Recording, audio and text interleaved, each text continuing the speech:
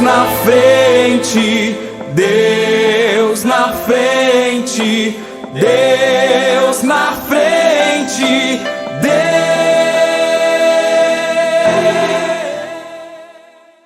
Eclesiastes capítulo 12, a Bíblia diz: lembra-te do teu Criador nos dias da tua mocidade. Eclesiastes 12:1.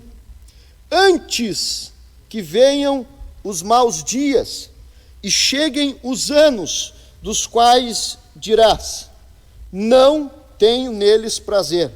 Antes que se escureçam o sol, a lua e as estrelas do esplendor da tua vida, e tornem a vir as nuvens depois do aguaceiro.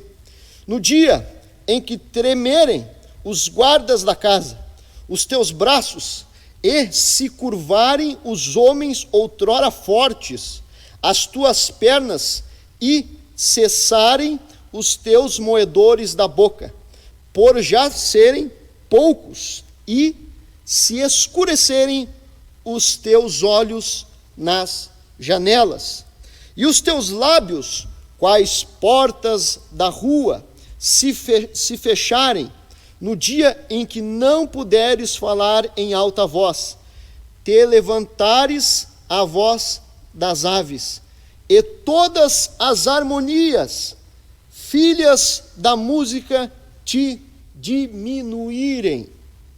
Como também, quando temeres o que é alto, e te espantares no caminho, e te embranqueceres como floresce a amendoeira, e o gafanhoto te for um peso, e te perecer o apetite, porque vais à casa eterna, e os pranteadores andem rodeando pela praça, antes que se rompa o fio da prata, e se despedace o copo de ouro, e se quebre o cântaro junto à fonte, e se desfaça a roda junto ao poço.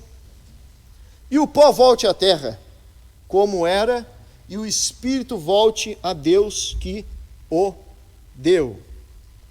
Amém, meus amados irmãos.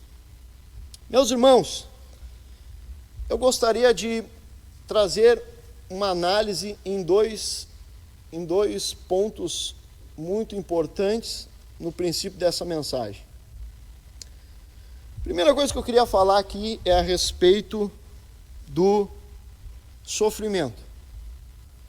E o segundo ponto que eu gostaria de falar é a respeito da solidão.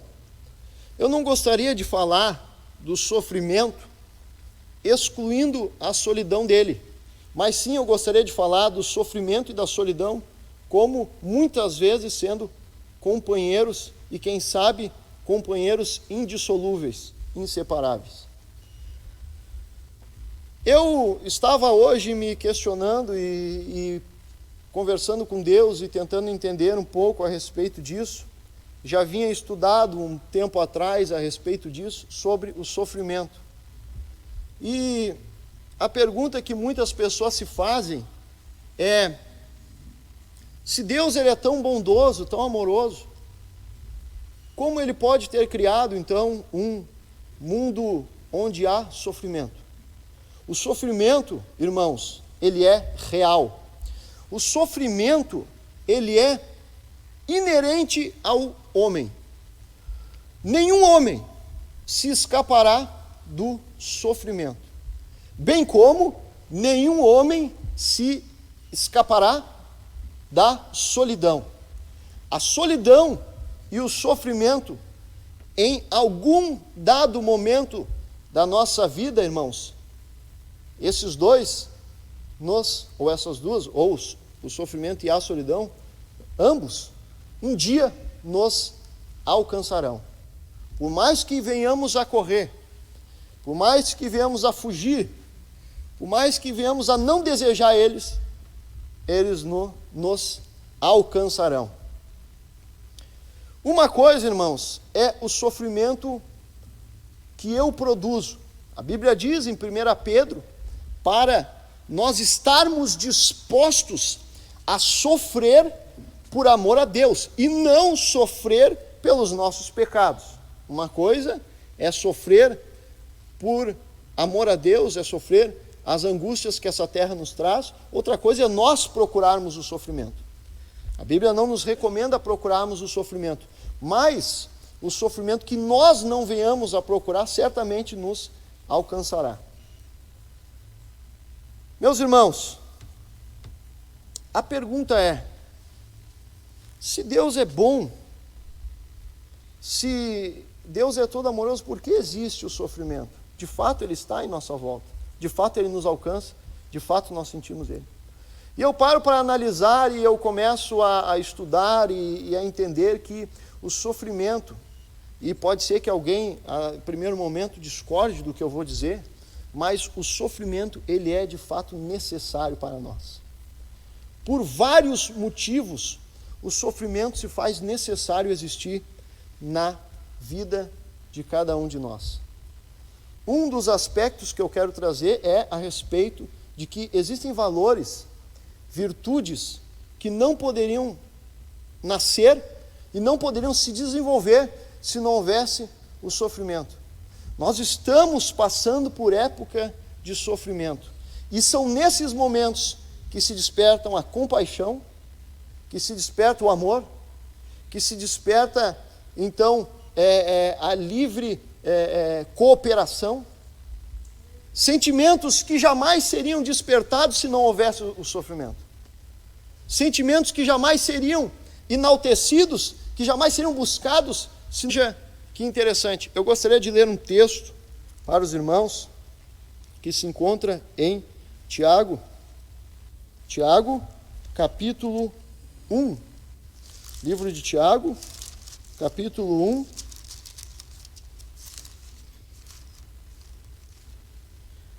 Tiago, capítulo 1 e versículo 2 ao versículo 4.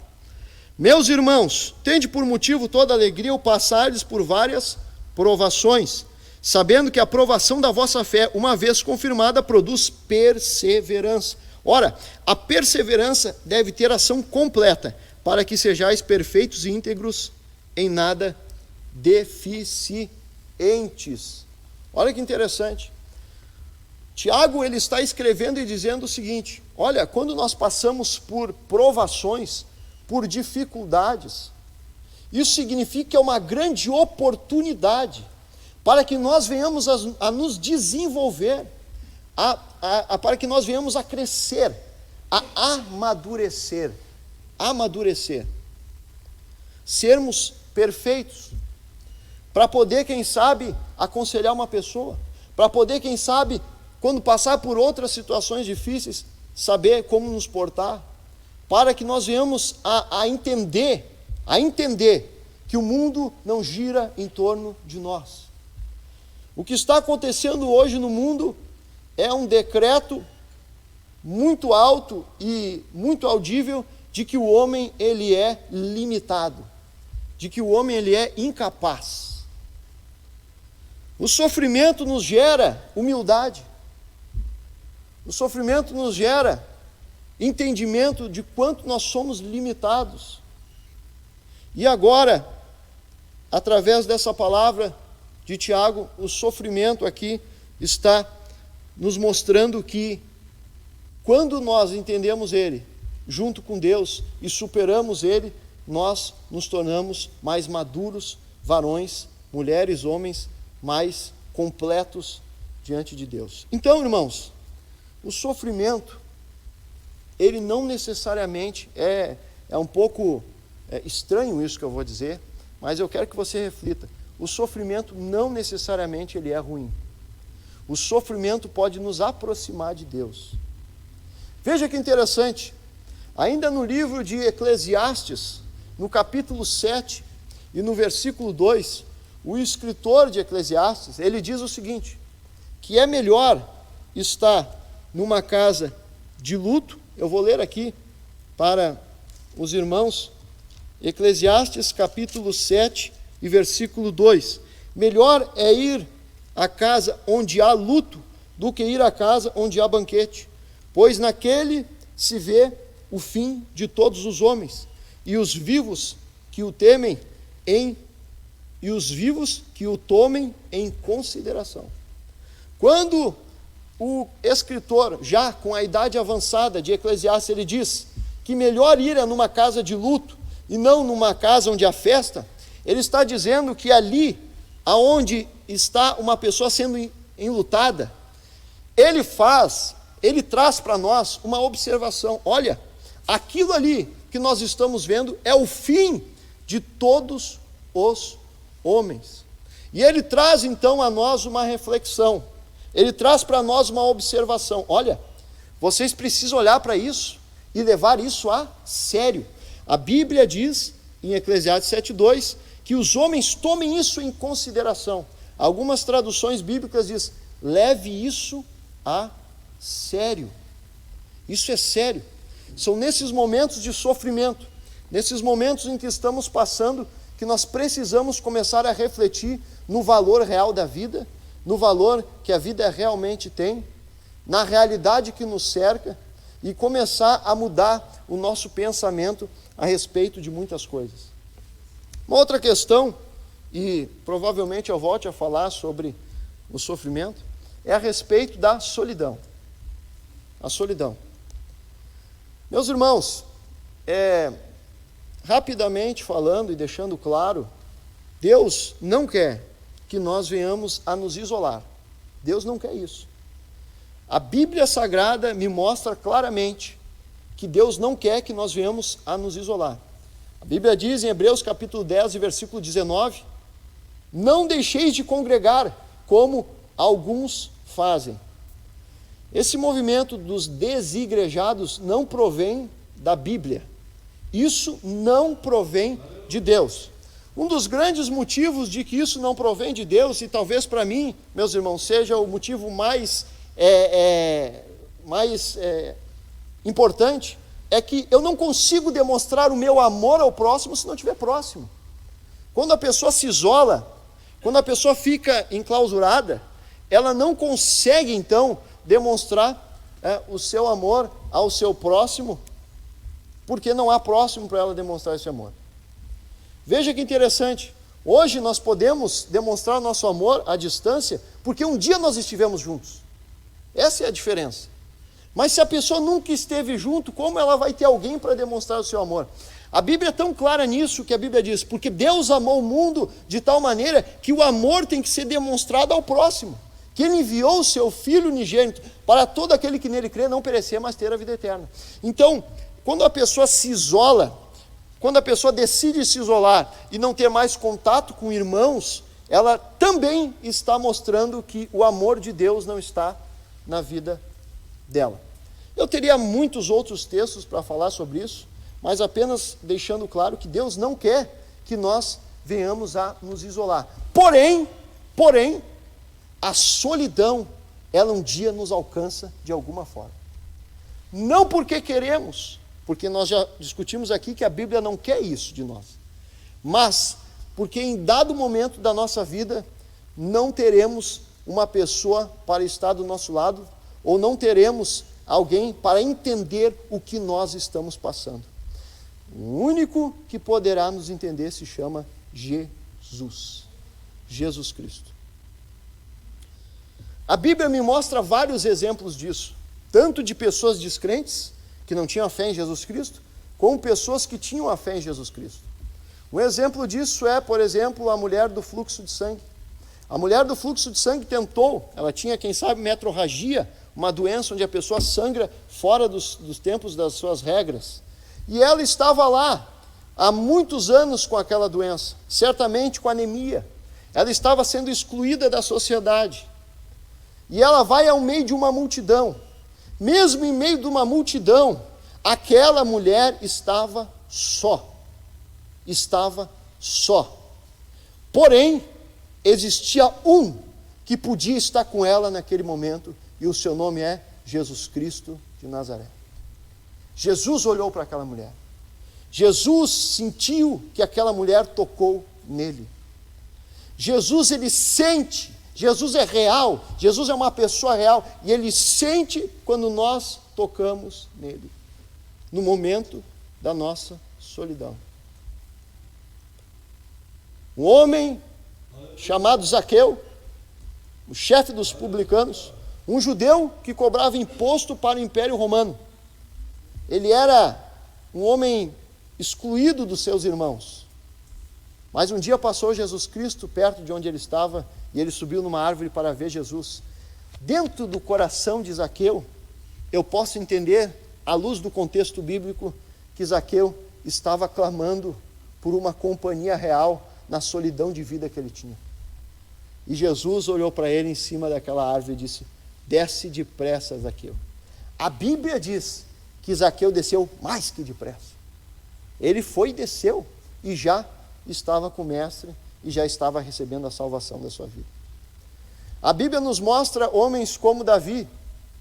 Davi era um homem que teve muitos momentos que ele teve que estar só. Não porque ele queria, mas a circunstância fez Davi ficar só, sendo perseguido. Quem sabe você está sendo perseguido lá no seu colégio. Quem sabe você está sendo perseguido na faculdade, no trabalho, na sociedade em geral. Davi estava sendo perseguido. Ele mesmo diz: aquele que habita no esconderijo do Altíssimo. Certa feita eu disse aqui que o esconderijo não é lugar para se habitar. O esconderijo é para ficar momentaneamente. Mas Davi, ele habitava no esconderijo, porque ele sabia que ele estava em meio ao que eu ande no vale da sombra da morte. Não temereis mal algum. Porque Deus estava com ele. Nós temos na Bíblia Sagrada, irmãos, vários exemplos de pessoas que não porque elas queriam, mas porque aconteceu alguma coisa na vida delas que fez com que elas estivessem só. O apóstolo Paulo é um exemplo. A irmã Jeane cantou aqui. Paulo e Silas num cárcere. Paulo e Silas isolados. Ali eles estavam só. Mas Deus visitou eles naquele momento. Paulo, certa feita, disse: todos me abandonaram. Só teve um que não abandonou Paulo. E ele disse: mas Deus me deu força. Deus, Ele não te abandona. Deus não te abandona no momento de solidão. Agora veja, eu estou falando aqui, mas eu não quero falar isso no sentido protocolar ou apenas para estar ministrando uma mensagem no culto via internet. Eu queria que você, nesse momento, você entendesse que Jesus está do seu lado para te ouvir. Que você pode tocar em Jesus. Por intermédio do Santo Espírito de Deus. O próprio Senhor Jesus, quando estava aqui nesta terra, Ele disse que iria ao céu e rogaria ao Pai. E Ele enviaria outro Consolador. E Ele estaria conosco todos os dias. Hoje, eu fiz esta oração e você pode fazer também. Espírito Santo, me consola. Espírito Santo, me ajuda. Espírito Santo, me faz entender estas coisas. Espírito Santo, esteja comigo nesse momento. Irmãos, eu estou com saudade da minha mãe e do meu pai. E é uma coisa tão engraçada, e aqui eu quero entrar em outros aspectos, que antes de ter esse problema, essa pandemia, eu muitas vezes fiquei sem visitar os meus pais. Mas agora que esteve a pandemia, que está então estabelecida, aí começa já a bater uma saudade. Porque agora a gente parece que está impedido de vê-los. Impedido de estar perto. E o outro aspecto que eu gostaria de trazer no meio disso tudo é que nesses momentos de solidão que nós estamos passando, onde nós não podemos nos ver, tantos e tantos irmãos que eu gostaria de ver, colegas que eu gostaria de ver, nesse momento de solidão, é hora também de refletirmos sobre estas coisas. De refletirmos sobre como nós estamos lidando com as pessoas à nossa volta. Como nós estamos lidando com os anciãos, os mais velhos, os nossos pais, os nossos irmãos.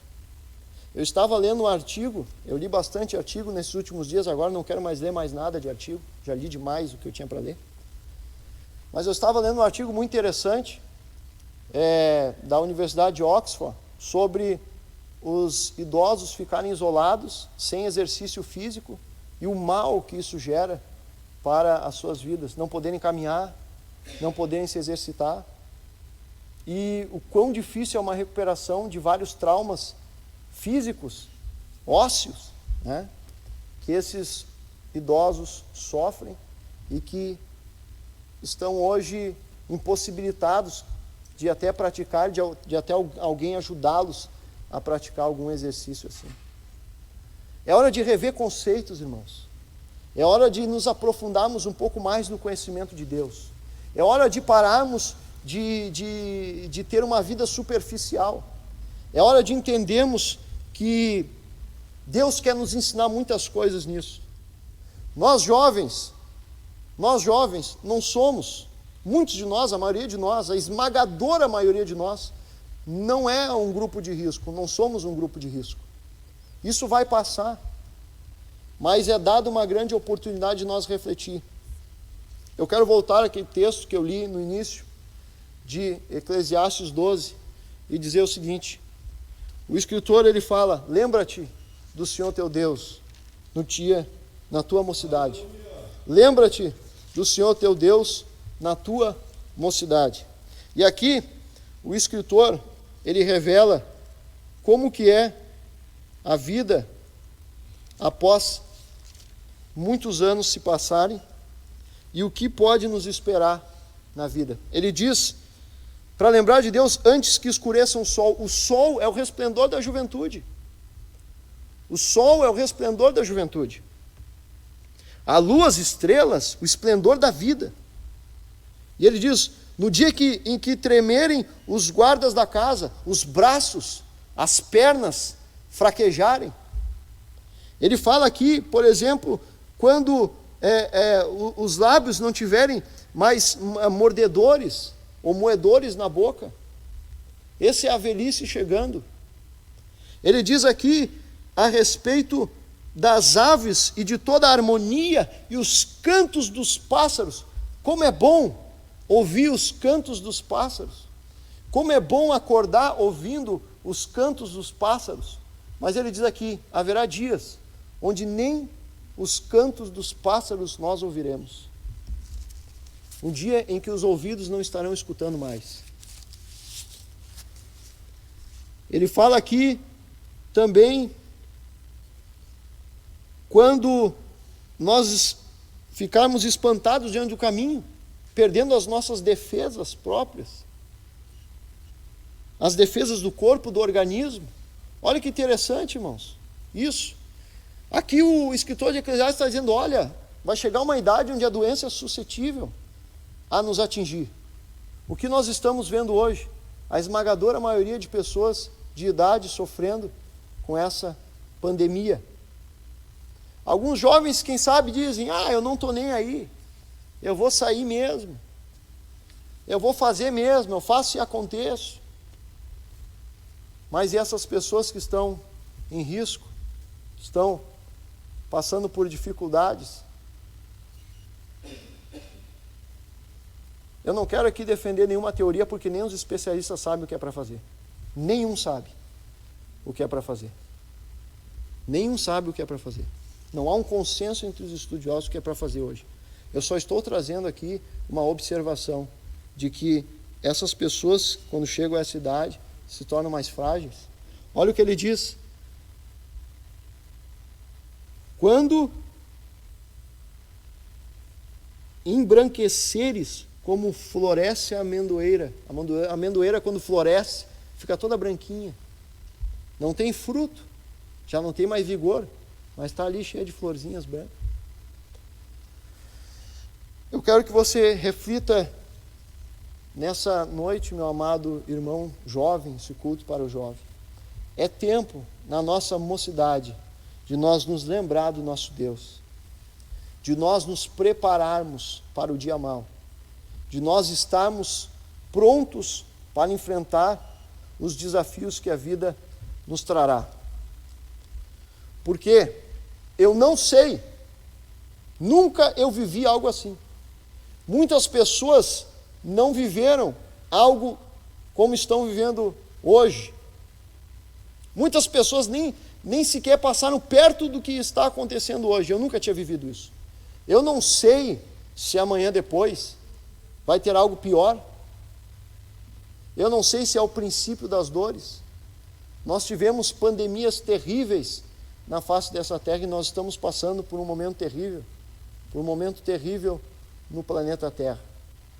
Mas eu quero te dizer que se nós não nos prepararmos, se nós não nos lembrarmos de Deus nesse momento, o dia que vier a solidão, quem sabe uma solidão pior que esta, o dia que vier o sofrimento, quem sabe um sofrimento maior que esse, nós não saberemos lidar com estas situações.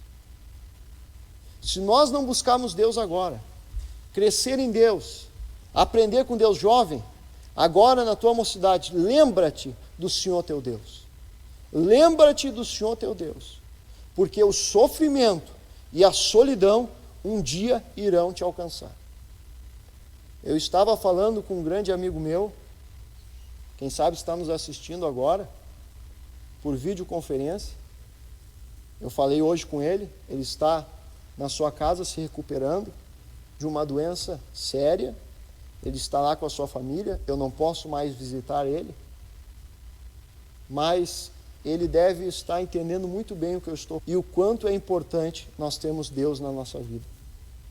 Porque quando vier esses dias e nós não tiver Deus na nossa vida, nós estaremos em desespero.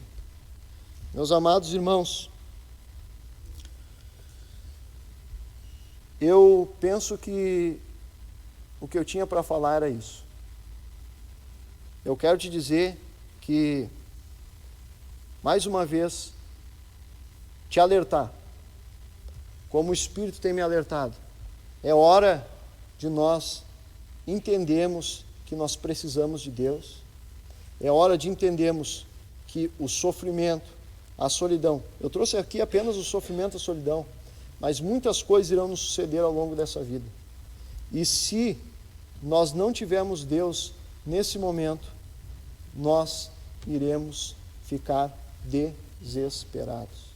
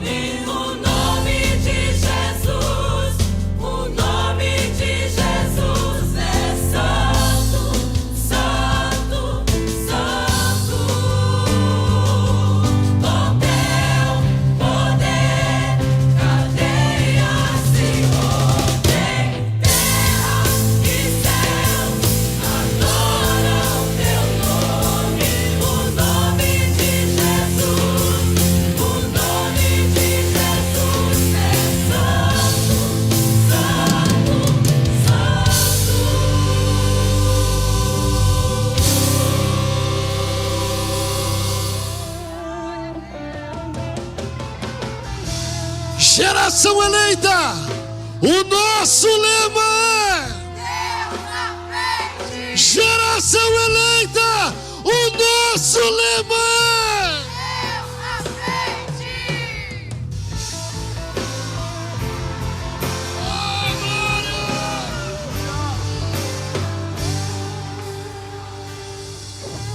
Deus na frente, Deus na frente, Deus na frente,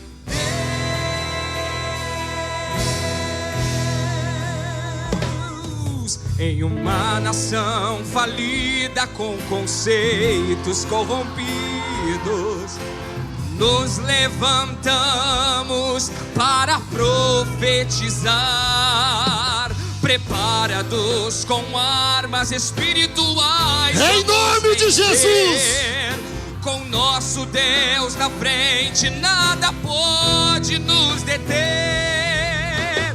Deus na frente nas batalhas, Deus conosco na fornalha.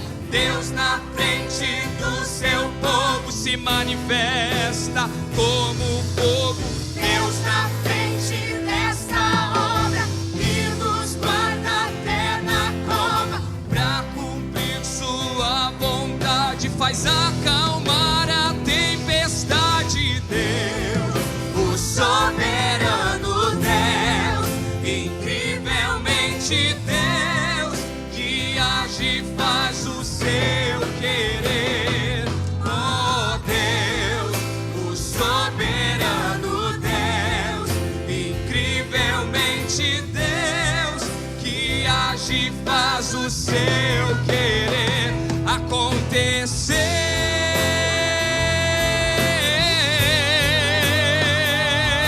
Nos levantamos Para clamar, nos levantamos, para avançar, nos levantamos para profetizar. Algemas, calei, demônios, fogei, há um Deus que peleja por nós. Doenças, saí, obras da carne desapareçam. Há um Deus que em nossa frente está. Deus na frente, Deus na frente, Deus na frente, Deus, Deus na frente, Deus na frente, Deus, Deus, Deus na frente das batalhas, Deus conosco na fornalha. Deus na frente do seu povo se manifesta como fogo. Deus na frente desta obra que nos guarda até na cova. Pra cumprir sua vontade, faz acalmar a tempestade. Deus, o soberano Deus, incrivelmente Deus, que age e faz o seu querer. Oh Deus, o soberano Deus, incrivelmente Deus, que age e faz o seu querer acontecer. Aleluia. Deus na frente, Deus na frente, Deus na frente, Deus, Deus na frente, Deus na frente, Deus na frente, Deus, Deus na frente, Deus na frente, Deus na frente, Deus, Deus na frente, Deus na frente, Deus na frente, Deus,